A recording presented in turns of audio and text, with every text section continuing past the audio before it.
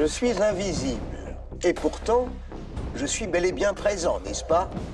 Même dans cet état, vous pourriez me considérer comme une vraie personne. Il y a en gros du caillou jusqu'aux humanoïdes, des tas de manières de considérer des objets comme si c'était des personnes.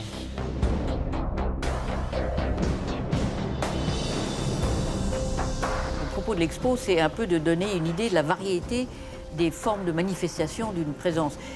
Évidemment, comme on est dans une culture qui privilégie beaucoup le visuel, il y a énormément de choses à voir, tout simplement, des manifestations visibles.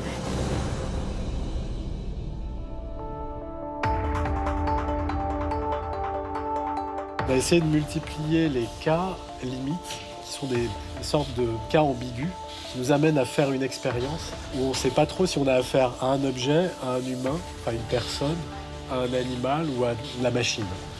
Donc beaucoup d'objets mélangent les genres comme ça, ont des sortes d'hybrides, et amènent le visiteur à se poser la question de savoir à qui il a affaire. A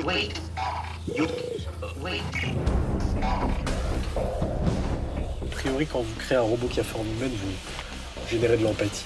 Et les caractéristiques anthropomorphiques d'un objet, ça facilite la relation. Mais il y a un moment où quand on se rapproche trop de l'humain, c'est l'effet inverse qu'on produit. Donc de la répulsion.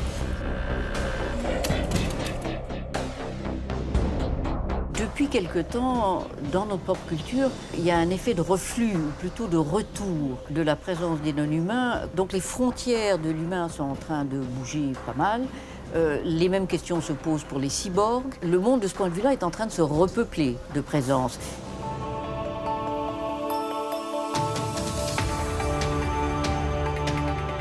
On ne va pas forcément vivre comme l'envisagent les transhumains, entourés d'extensions de nous-mêmes, etc. Enfin, je veux dire, c'est une image qui est quand même très prophétique.